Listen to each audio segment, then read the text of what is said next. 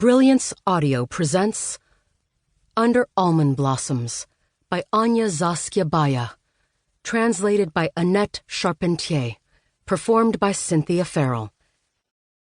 It's just a feeling, Mama.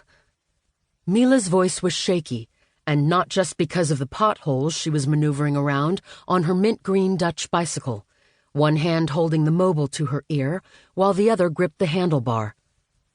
As every other morning, she was cycling along this road in Berlin Friedrichshain, lined with cafes and small shops.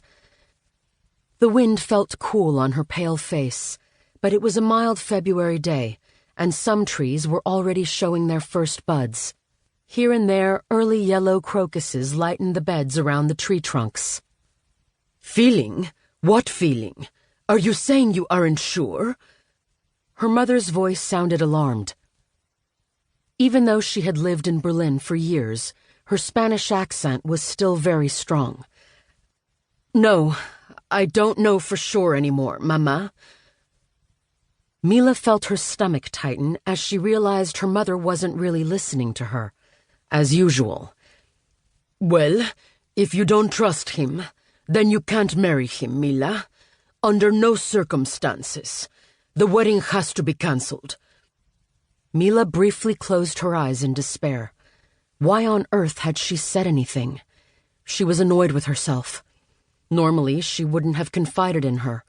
Her mother never talked about feelings, let alone vague feelings. But Milla had been awake all night, getting more and more upset, and when her mother had rung to tell her that she had no idea what to buy Milla for her wedding, because she had no idea what her daughter would like, the words had just slipped out. How could her mother suggest canceling the wedding, as if it was an appointment at the hairdresser's or dentist's? Why did her relationship with her mother, Sara, have to be so complicated? How she longed for a loving mother to be by her side during these weeks before her wedding. A mother she could tell everything, who was looking forward to the big day with her. But her mother appeared, as she had ever since Milla could remember, strangely detached, only absently listening to Milla's worries and never seeming to take a real interest in her life. At least, that's how it felt to Milla, and the sadness this brought was like a pain in her stomach. She thought back to her mother's reaction when, overjoyed, she had told her about the wedding plans. Sara had seemed slightly surprised, as though she couldn't believe anyone would want to marry her daughter. Then she'd smiled briefly and congratulated her somewhat stiffly. Wouldn't any normal mother have hugged her daughter at that moment? But not Sara. Milla remembered how rarely her mother had shown her any tenderness.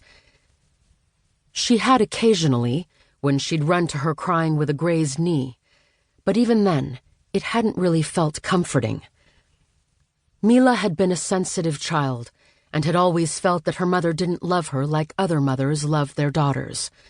She'd wondered whether it was her fault and blamed herself, trying even harder to be a good girl and make her mother proud, but that didn't change anything either.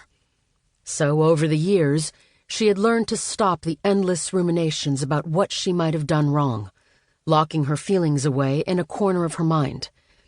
But the worry that something was not right with her remained. She had convinced herself that families weren't that important, and she could be happy with a handful of good friends. But now, with her wedding on the horizon, she missed having a family. During these last weeks of preparations for the big day, she was more and more aware that though she had very good friends, particularly her bestie, Tine, at the end of the day, she longed to have a loving family around her.